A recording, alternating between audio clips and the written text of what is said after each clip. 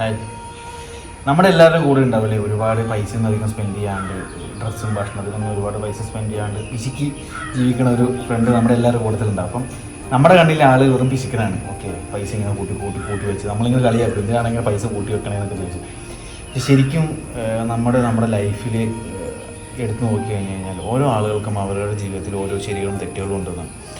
അപ്പം എൻ്റെ ലൈഫിൽ ഞാൻ ജീവിച്ചു വന്ന രീതി, ഞാൻ കണ്ട ആളുകൾ, എൻ്റെ ലൈഫിലെ എക്സ്പീരിയൻസ്, അതെല്ലാം വെച്ചിട്ടായിരിക്കും എൻ്റെ ലൈഫിലെ ശരികളും തെറ്റുകളും ഞാൻ സ്വയം എനിക്കൊരു ബോധ്യം ഉണ്ടാവും. എൻ്റെ ലൈഫിൽ ഇതൊക്കെയാണ് ശരികൾ, ഇതൊക്കെയാണ് തെറ്റ്. ഓക്കെ, അതേപോലെ ജീവിതത്തിൽ ഒരുപാട് കഷ്ടപ്പാടും ദാരിദ്ര്യമൊക്കെ അനുഭവിച്ച് വന്ന ഒരാൾ അവൻ്റെ ലൈഫിൽ ഏറ്റവും വലിയ ശരിയായിരിക്കും പൈസ സേവ് ചെയ്ത് വെച്ച് ജീവിക്കുക എന്നുള്ളത്. അത് അയാളുടെ ജീവിതത്തിന് എന്താ പറയുക, ജീവിത അനുഭവങ്ങളിൽ നിന്നും പഠിച്ചു വന്ന ഒരു കാര്യമാണ് അയാൾ ഈ ലൈഫിൽ ആപ്ലിക്കബിൾ ആക്കുന്നത്. അപ്പം നമ്മൾക്കതൊരിക്കലും അതൊരിക്കലും ഒരു മോശമായിട്ടുള്ള കാര്യമാണെന്ന് ഒരിക്കലും നമുക്ക് ഡിഫൈൻ ചെയ്യാൻ പറ്റില്ല.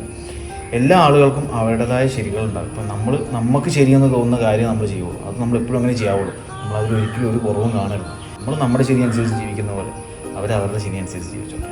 അത്രേ ഉള്ളൂ.